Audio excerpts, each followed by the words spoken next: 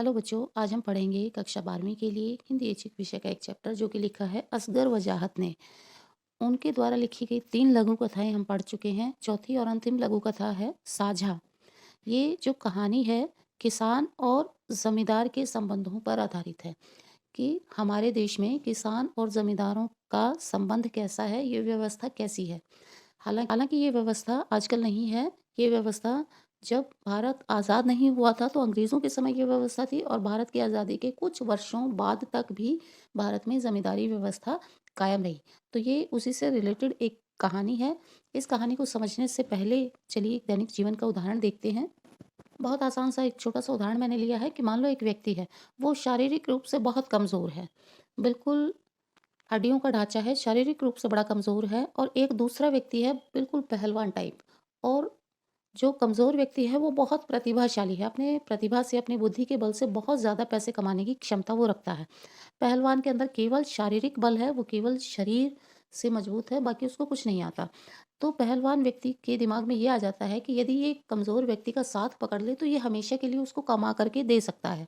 तो वो क्या करता है, वो उसका मित्र बनने की कोशिश करता है कि तुम और मैं जो है मिल कर के कोई काम करेंगे, इस तरीके से दोनों का काम चल जाएगा। तुम क्योंकि शरीर से बहुत कमज़ोर हो, मैं तुम्हारी प्रोटेक्शन करूँगा बाकी दुनिया से, बाकी लोगों से, तुम्हारे दुश्मनों से, और तुम जो है अपने प्रॉफ़िट में से आधा हिस्सा या कुछ हिस्सा मुझे देते रहना। इस तरीके की वो डील करते हैं। कमज़ोर को भी लगता है कि इसको मना करना भी ठीक नहीं है, अगर कमज़ोर व्यक्ति ने उसको मना कर दिया तो वही उसके लिए घातक सिद्ध हो जाएगा। अभी वो अपने मुँह से उसका मित्र बनने की बात कह रहा है। तो कमज़ोर व्यक्ति जो है, कोई ऑप्शन उसके पास नहीं होता, वो उसका ऑप्शन जो है, उसका प्रपोज़ल जो है एक्सेप्ट कर लेता है। तो कमज़ोर व्यक्ति जो है दिन-रात मेहनत करता है, पैसे कमाता है, और पहलवान जो है बिना कुछ मेहनत किए केवल अपने शारीरिक बल पर उसके सारे पैसे जो है छीनता रहता है और उसके पैसों पर ऐश करता है। तो ये इस तरीके का एक मैंने आपको उदाहरण दिया। कहानी की ओर चलते हैं कि रियल कहानी जो है आपके लिए वो क्या है।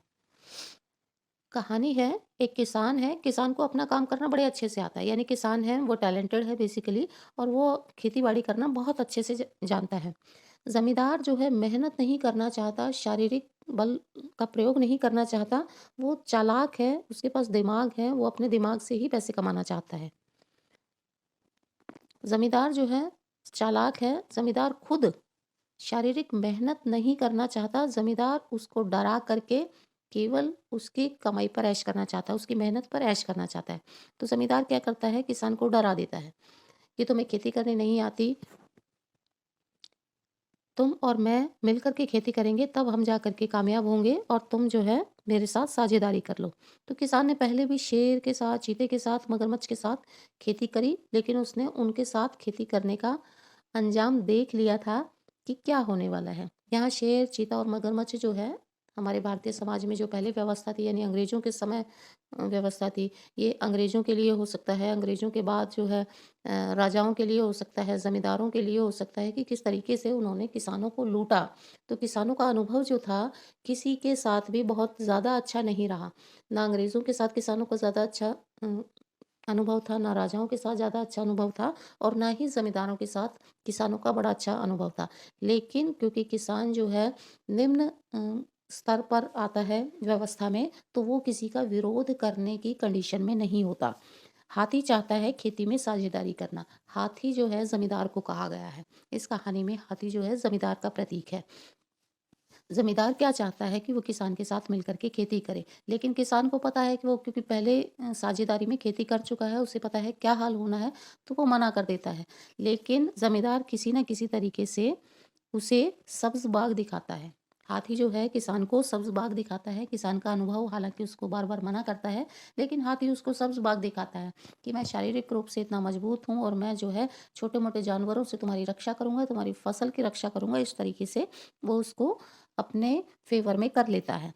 दोनों ने मिलकर जो है फसल बोई, और वो फसल जो थी गन्ने की फसल थी। तो किसान ने सारी मेहनत करी, हाथी ने केवल जा कर के ये अनाउंसमेंट कर दी कि भई ये फसल मेरी है, कोई भी जानवर इस फसल को नुकसान ना पहुँचाए। उसने केवल अपने शारीरिक बल का सिर्फ़ इतना सा उपयोग किया। फसल जो है पक कर के तैयार हो गई, गन्ने की फसल जो है पूरी तरीके से पक गई, तैयार हो गई।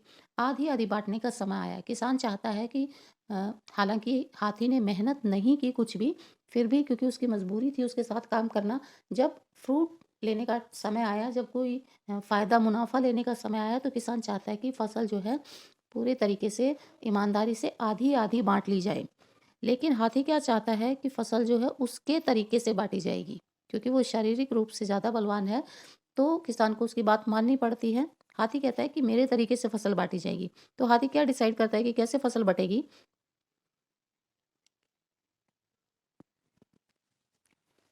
खेत से गन्ना तोड़ा जाता है और उस गन्ने को एक तरफ से हाथी पकड़कर खड़ा होता है और एक तरफ से किसान पकड़कर खड़ा होता है। हाथी कहता है अब फसल खाना शुरू करते हैं, कि चलो हमने इसको दोनों तरफ से पकड़ लिया और आधा-आधा इसको हम बाँट लेते हैं। तो आदमी जो है, किसान जो है, हाथी का मुकाबला नहीं कर सकता किसी भी तरीके से। हाथी ने जब गन्ना अपने सूंड में पकड़ रखा है, तो आदमी उसको किस तरीके से उससे छीन सकता है।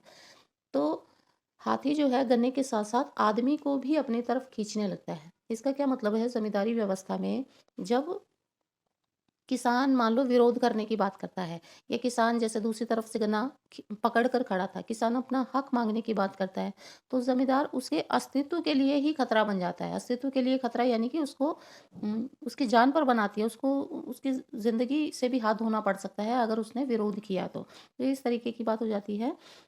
आदमी हाथी के मुँह में जाने वाला होता है। अगर वो गन्ना नहीं छोड़ेगा, दोनों 2 कंडीशन है, या तो अपना मेहनत का हिस्सा वो छोड़ दे, या तो वो अपने गन्ने को वो छोड़ दे, तो अपनी जान बचा सकता है, अदरवाइज़ वो गन्ने के साथ हाथी जो है उस आदमी को भी अपने मुँह में खींच लेगा। तो आदमी को जो है इस कंडीशन में क्या ठीक लगता है कि अपना हिस्सा जो है छोड़ दिया जाना चाहिए। तो वो गन्ना जो है छोड़ देता है और हाथी कहता है कि देखो, हम दोनों ने मिलकर गन्ना खा लिया। यानी हमने फसल को आधी-आधी बाँट लिया। हमने बिल्कुल ईमानदारी से फसल का आधा-आधा हिस्सा कर लिया। तो थोड़ा-सा इस कहानी का विश्लेषण करेंगे कि इसके मुख्य बिंदु कौन-कौन से हैं। कहानी जो है किसान और ज़मींदार के संबंधों पर आधारित है। पिछली कहानी में हमने पढ़ा कि उद्योगपति कैसे मज़दूरों से काम कराते हैं, उनके अस्तित्व के लिए खतरा बन जाते हैं और उनको मशीन बना कर के छोड़ देते हैं। उद्योगों के बाद जो है किसानों की ज़मीन पर पूंजीपतियों की नज़र होती है। उद्योगों पर अपना पूरा कब्ज़ा जमाने के बाद अब उनकी नज़र होती है कि किसान जो खेती कर रहे हैं, इसमें से कुछ फ़ायदे का सौदा ढूँढा जाए, इसमें से कोई इनके साथ साझेदारी की जाए ताकि जो है उन्हें और ज़्यादा फ़ायदा हो सके। उद्योगों के बाद किसानों की ज़मीन पर उनकी नज़र होती है, पूंजीपतियों की। पूंजीपति जो है ज़मीन को या तो हड़प लेना चाहते हैं कि किसी तरीके से या तो ज़मीन पर ही कब्ज़ा कर ले, या फिर ये चाहते हैं कि अगर कोई कानून ऐसा है कि ज़मीन को नहीं हड़प सकते, तो उस ज़मीन से जितना अधिक से अधिक वो फ़ायदा उठा सकते हैं, वो उतना फ़ायदा उठाना चाहते हैं। ज़मींदार जो है किसान को साझे की खेती का झांसा देता है, हालाँकि दोनों अलग-अलग वर्ग हैं और इन दोनों की साझेदारी कभी नहीं चल सकती। जैसे नॉर्मल डेज़ में भी आपने सुना होगा कि अपने बराबर वालों के साथ ही मुकाबला होता है, तो इस तरीके की साझेदारी नहीं चल सकती। और ज़मींदार जो है उस साझेदारी में सारा फ़ायदा खुद हड़पना चाहता है। यहाँ जो ये कहानी है किसकी ओर इशारा करती है? समाज के धनाढ्य वर्ग की ओर इशारा करती है। धनाढ्य वर्ग यानी कि जो पूंजीपति लोग हैं या जिनके पास बहुत सारे पैसे हैं, जो पावर में हैं, वो लोग संपन्न वर्ग जो हैं, इस कहानी में जो बताया गया है कि संपन्न वर्ग जो है और अधिक संपन्न होता जाता है। हमारे देश की व्यवस्था ऐसी है कि पैसे वाले लोग और अधिक पैसे वाले होते जाते हैं, गरीब और अधिक गरीब होता जाता है। यहाँ इस कहानी में किसानों की दयनीय स्थिति का वर्णन है कि किसान कितने वर्स्ट कंडीशन में काम करते हैं। किसानों के लिए बहुत ज़्यादा सुविधाएँ सरकार द्वारा प्रदान नहीं की जाती।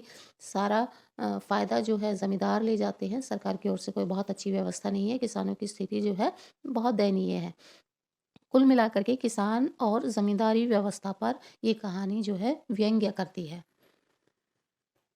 तो हमने जाना एक लघु कथा जिसका नाम था साझा। आई होप आपको कहानी अच्छे से समझ आई होगी।